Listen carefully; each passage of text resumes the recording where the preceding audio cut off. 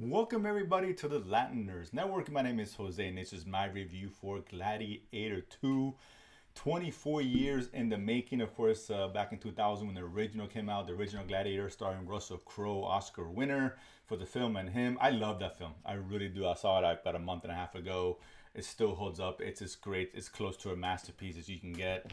That way I think took a lot of people by surprise when it came out. So I almost didn't care that they were doing a sequel. I wasn't interested because it wasn't a story about Maximus. Maximus had his story, begin and end in the first Gladiator. But I was hoping for the best. But let's be real, and I know I'm kind of late to the party with the review. I missed a lot of the early screenings, and I've heard really good things about this, and the majority the reviews saying it's really good, just not as good as the first. Which is, listen, people have a natural tendency to ask that question: is it as good as the first, and all that, particularly with the sequels coming off a really successful original film.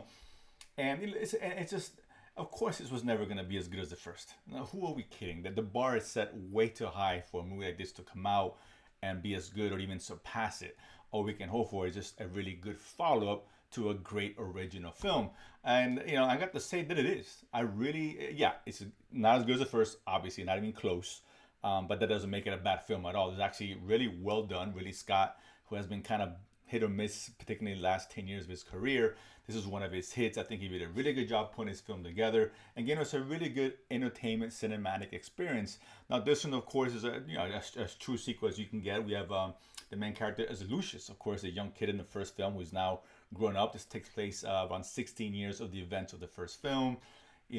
Once the Maximus died, they explain how the mom sent him away to protect him as they will come after him. He was at the time the true heir to the throne of Rome, and he's been hiding all this time in far distant land, I believe somewhere in Africa, and they were attacked by the Roman Empire when he's older. An army led by, of course, Pedro Pascal, who's a general of the Roman armies, ended up killing Lucius's wife.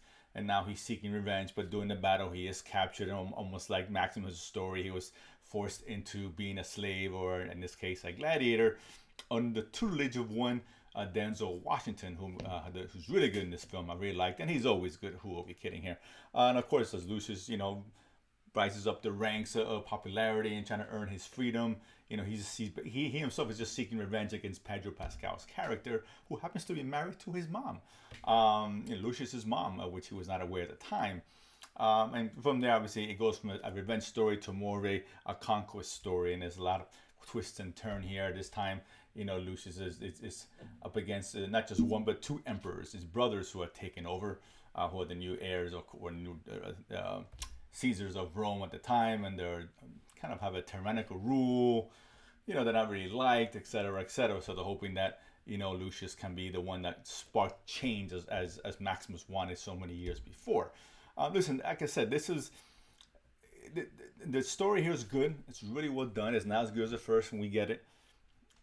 The biggest drawback, I thought, is just the character development. Right, we don't get a good sense of who Lucius is until way deep into the film. Even the two brothers, the emperors, we don't get that motivation, who they really are. What made this first one so great is we knew who Maximus was. They really built him up and what kind of person he was. Even Joaquin Phoenix, Commodus, the emperor, and the first film, really got to see what kind of pushed him, what drove him, that with his father and his relationship with Maximus, and what his jealousy and all that. We got a lot of that story, a lot of that character development, which is really lacking in this film. But what it lacks in that, it kind of makes up for in spectacle, right? A lot of great scenes, and of course, in the Gladiator and the Colosseum and all that. There's one cool little, I guess they filled the Colosseum with water, and there's a kind of a ship battle that gets reenacted.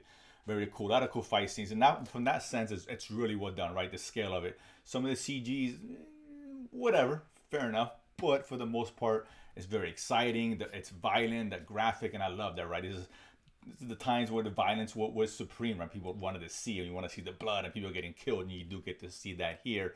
And I really enjoyed that. So from that sense, the scale of it, that part really works out well. And I do end up liking the Lucius character. I just, there's a little more to him, particularly initially. Denzel's really good. Of course, Lucius's mom's really good as well. Some other returning characters here and there.